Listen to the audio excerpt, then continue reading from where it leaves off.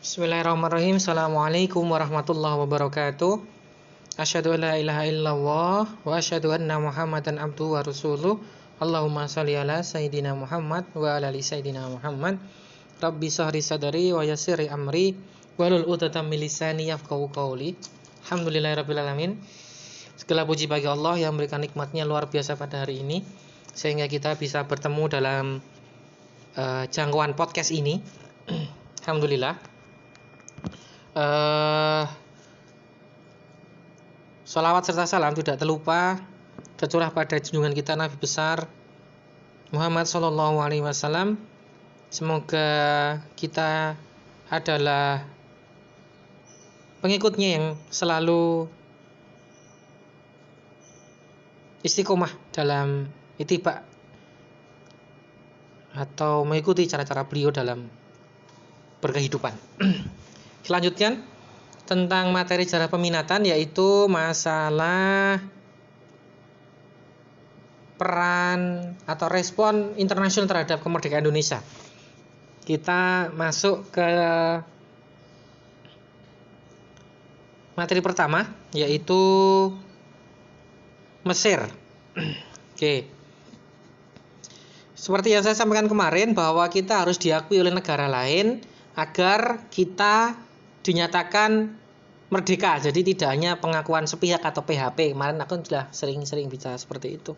Jadi harus diakui oleh orang lain agar kita dikatakan negara yang merdeka. Ada dua unsur yang harus kita tahu, adalah namanya unsur konstitutif, atau kita nyebutnya adalah unsur de jure lah kalau nyebutnya kayak gitu ya. Jadi ada konstitusi, ada apa itu? Ada wilayah, ada rakyat, ada pemerintahan, ada lembaga negara gitu kan. Sudah saya ceritakan beberapa waktu yang lalu. Unsur konstitutif ya. Ada wilayah, rakyat, pemerintahan, itu kan sudah ada semua. Kita sudah punya wilayahnya dari Sabang sampai Merauke, rakyat juga sudah ada. Lalu ada lagi lembaga negara, kita membuat namanya Komite Nasional tanggal 18 Agustus 45, setelah proklamasi ada rapat. Itu sebagai lembaga negara, atau kita nyebutnya DPRD ya, DPR RI sekarang. Dan ada undang-undang, kita menggunakan Undang-Undang Dasar 1945 yang belum diamandemen. Kita tahu bahwa Undang-Undang 45 itu telah diamandemen tahun 2022 di zaman pemerintahan Megawati dengan partai PDI Perjuangan, yang menghasilkan bahwa banyak sekali kerancuan. Oke, lanjut. Jadi ada namanya unsur konstitutif. Nah, ada juga namanya unsur deklaratif. Deklaratif itu apa? Pengakuan dari negara lain. Tak ulangi. Ada dua unsur. Unsur konstitutif dan unsur deklaratif. Ini dicatat ya, garis bawah. Dicatat di buku tulisnya. Ya, kalau konstitutif itu ada yang namanya rakyat, ada wilayah rakyat, lembaga negara, ada undang-undang kayak gitu ya.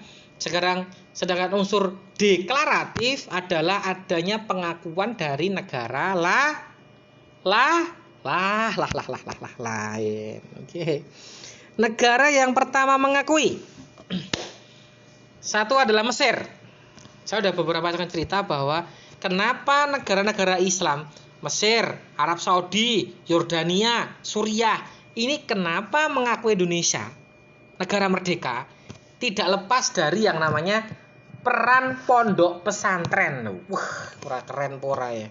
Pondok pesantren itu banyak sekali pengaruh pada bangsa Indonesia. Kenapa seperti itu? Sebelum kemerdekaan, banyak alumni pondok di Indonesia itu berangkat sekolah, melanjutkan studi, melanjutkan mondok ke Mesir, ke Madinah, ke Suriah, ke Yordan, ke Irak. Banyak yang sekolah di sana sebelum Indonesia merdeka. Jadi tradisi itu apa ya? tradisi sekolah di luar negeri itu sudah dimulai dari alumni pondok. Tahu Ustadz Hanan Ataki ya? Kalau anak-anak muda kan tahu Ustadz Hanan Ataki ya. Itu kan lulusan Al-Azhar Mesir ya. Al-Azhar Mesir itu dari dulu banyak mencetak orang-orang yang nanti akan kembali ke Indonesia menjadi kiai gitu loh.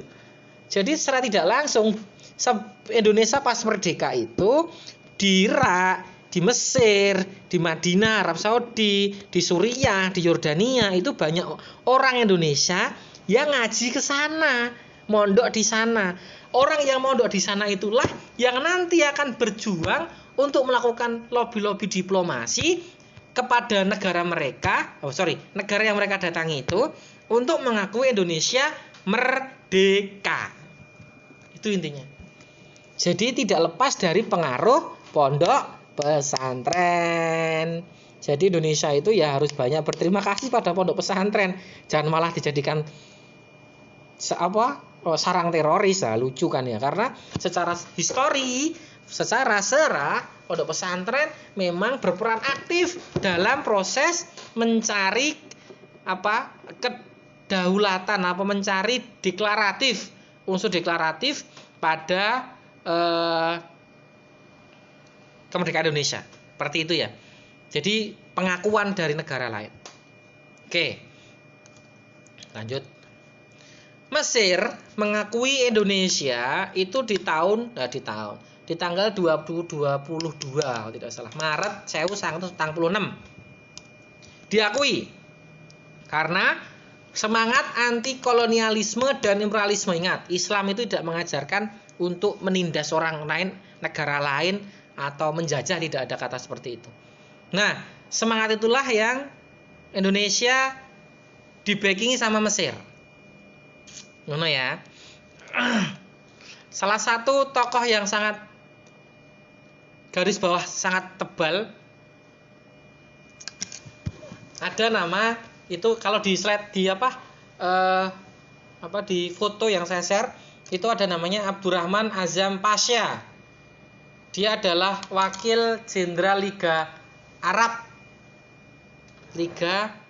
Arab. Ada konsul jenderal Mesir di India, karena di India itu adalah bagian dari Belanda juga. Muhammad Abdul Muin itu juga ada. Jadi itu salah satu orang yang dikirim. Yang mengakui kemerdekaan Indonesia. Satu lagi, ada misi diplomasi Indonesia setelah tadi tahun 46 bulan Maret itu Mesir mengakui kemerdekaan Indonesia. Bentar, maaf. Ada misi dari Indonesia. Ada misi dari Indonesia, itu di foto juga ada. 3 misi diplomasi Indonesia tahun 47 bulan April. Ada 3 yang dikirim ke Mesir untuk meyakinkan bahwa kita merdeka berdaulat. Ada satu namanya Kiai Haji Ya'qub Salim. Satunya adalah Abdurrahman Baswedan. Dan satu lagi adalah Mr. Nazir Pamuncak dan Rasjidi. Nah, apa efeknya di sini? Efeknya luar biasanya adalah ini orang-orang hebat, orang Indonesia yang fasih bahasa Arab.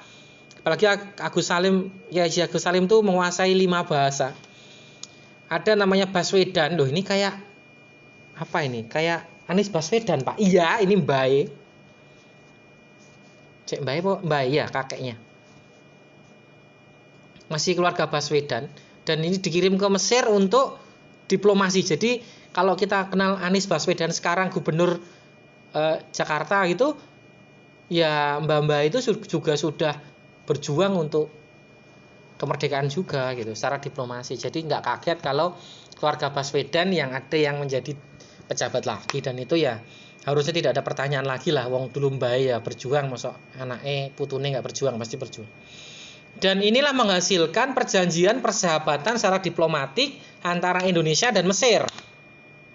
Ditandatangani oleh Perdana Menteri Merangkap Luar Negeri Nokrasi Pasha namanya. Gitu ya.